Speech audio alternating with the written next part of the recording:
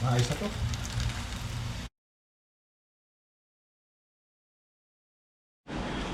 Magandang umaga mga kamaglulupa. Manananghalian na naman po, kaya magluluto tayo ng simple, mura, ngunit masarap at masustansyang pagkain. Okay, bali po ito pong lulutuin po natin nga na to is maganda to sa mga bata. Isubukan niyo po to para yung mga batang hindi kumakain ng gulay ay patikim nito, sigurado magugustuhan po nila to. Ito po. Yan ang kangkong. Bali, ito torta po natin siya. Yes, pwede itong torta. Bali, gagawin natin, gagayatin lang natin ng maliliit to. Tapos, harina, itlog. Napakasimple. Yan, okay, tulad ng dati, ipe-prepare ko muna po lahat to para masimulan po natin. Okay mga kamaglulupa, ito na po yung mga gagamitin po natin sa torta na kangkong. Meron po tayong kangkong dito, isang tali lang.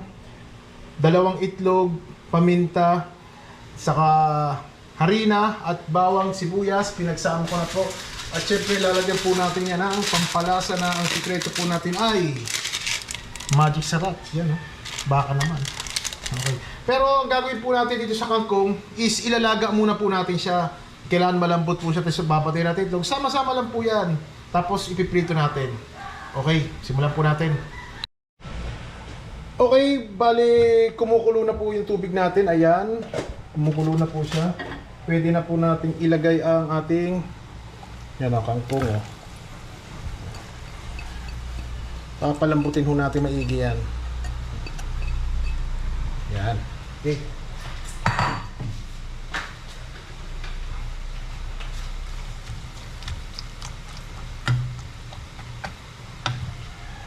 Takpan po natin. Okay, yan po, malambot na siya.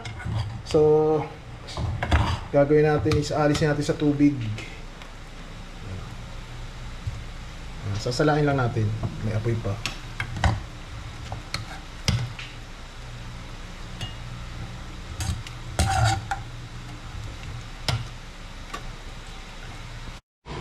Okay, ito na po yung natin, yung kangkong na nilaga.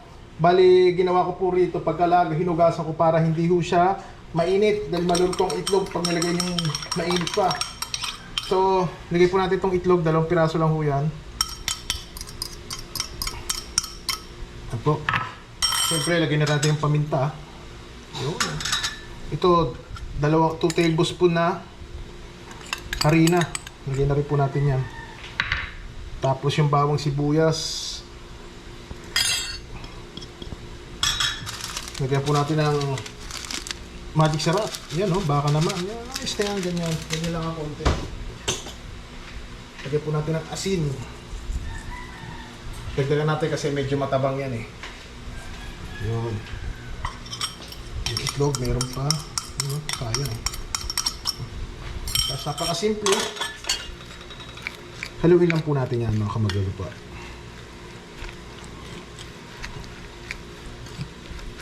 Maganda to, ipatikim nito sa mga anak nyo.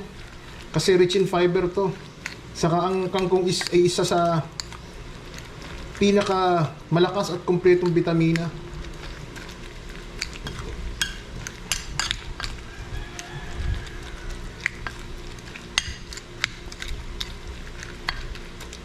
Okay. Yan, ayos na ayos.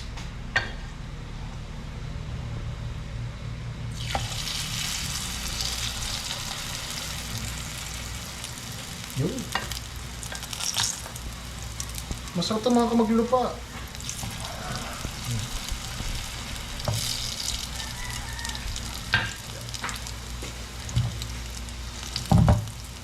Masarap ito, napakasustansya nito.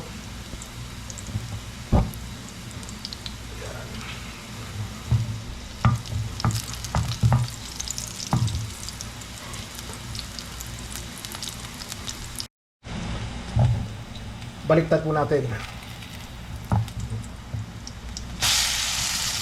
Pwede nyo rin pagsamasamahin, pero ipagsama-samahin. Yung isang pritohan lang, ako ayoko ng ganun Parang nagsasawa ako pag yung malaki yung pagkaan ng torta. Diba? Gandang tingnan, no?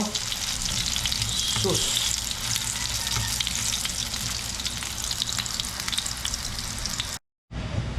Okay, check po natin mga kamaglulupa. Ayun, pwede na.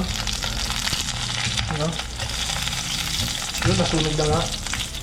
Pero okay na yan mga kamaglulupa.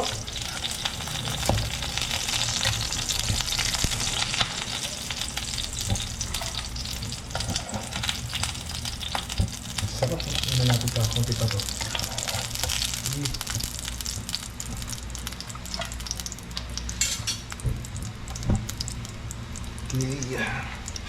O, diba? Yung kangkong naging special.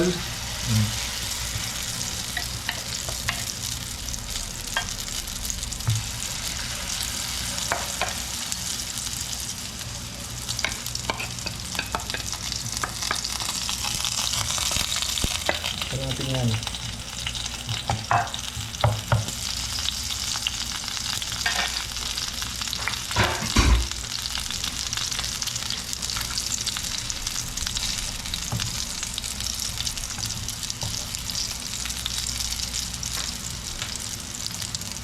Batch, baliktarin natin. Ako nasunog na ata. Hindi naman, sakto-sakto lang oh. Diba? Ay.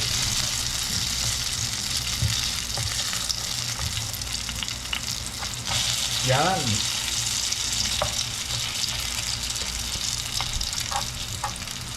Sarap sa suka nito mga kamaglulupa. Ayos. Yun, ayos na to.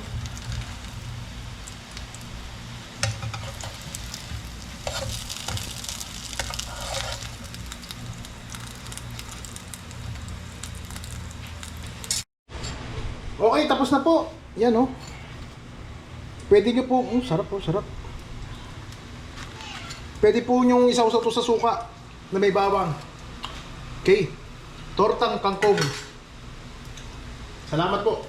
Okay mga kamaglulupa, may natapos na naman tayo. Simple, mura, ngunit masarap na putahe. Ito po yung tortang kangkong po. Naku, napakasarap nito. Sana matikman to ng mga kids nyo. Sigurado magugustuhan.